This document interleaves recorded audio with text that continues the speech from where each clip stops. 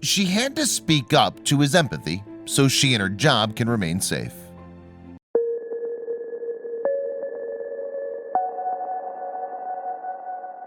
But before we start, please make sure to subscribe to Did You Know and hit the bell so you never miss an upload from us. Also, leave a like right now. A young productive lady named Perla lives with her mother and little brother in a small house in Alberta, Canada. The special thing about her was her ambition and her passion to succeed. She's always dreamed of a stable life with an income that would help her manage the necessities of daily life. So she studied hard and resisted the pressure to finally graduate. Perla had had her center of interest in the computer science field. She used to be the first in her class and got the fingers pointed at her when the topic was about professionalism and success, although her private life was a disaster. She had to deal with her hard worker mother who's getting old fast, and at the same time she takes care of her little brother studying in middle school. When it's time for her professional life to begin, Perla struggled to have a call interview.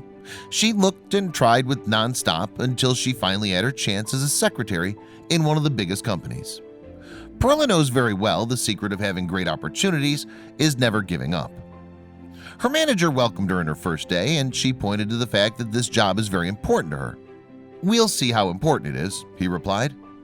Perla noticed the gossips between the workers and the boss finding a new secretary, but she didn't give it time or energy because she's planning to work hard and focus on the stability of her life. The work was extreme, but Perla kept doing her best. One day while she was having an ordinary conversation with one of the workers, she had a very weird information, saying that if she wants to keep her job for long, she must do more than just the regular tasks. This left Perla in huge confusion and endless wonders. What did the worker mean? The day after, Perla was requested to her manager's office and was asked to go out with him for dinner. She immediately related his request to what the workers tried to tell her earlier. Thereby, she thought that she must accept to be safe and so her job.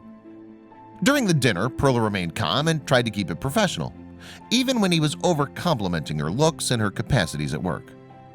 Once in the car, the manager offered her to go in his house, but she kindly rejected with a fast-beating heart. The poor Perla felt so upset and had nothing to do while he was touching her leg but to nicely say no. Perla had a terrible night and a very upset mood, so she can't leave her job because she's so in need of it. And on the other hand, being mistreated like that cannot be acceptable. She felt as if she was a sexual object rather than a human being. And what can be harsher than having this feeling of unworthiness? Sexual harassments are often an obstacle to deal with, but it gets harder when it's at work. The victim starts thinking about losing the very needed job and especially the intimidation during the confrontation of the harasser. Workers should know how to recognize harassment and when to take action. They should also know what to expect of their employer when filing a complaint and how to file a complaint with their supervisor or human resources. These are what usually the instructors are in case of sexual harassment. However, Perla did something else. She decided to do something else instead of reporting it if he tries it again. Unfortunately, the manager did try it again and asked her to dinner. Perla decided by then to accept, but this time she asked him to have dinner in her house instead. For a sexual harasser, the proposal seemed even better than a restaurant dinner. The surprise he got when he first arrived to her house was big. His mouth was agape with incredulity. Perla lives in an old small house with her old sick mother and little brother. She made him meet her family and welcomed him to her daily lifestyle in order to make him see how important her job is and what kind of girl she really is.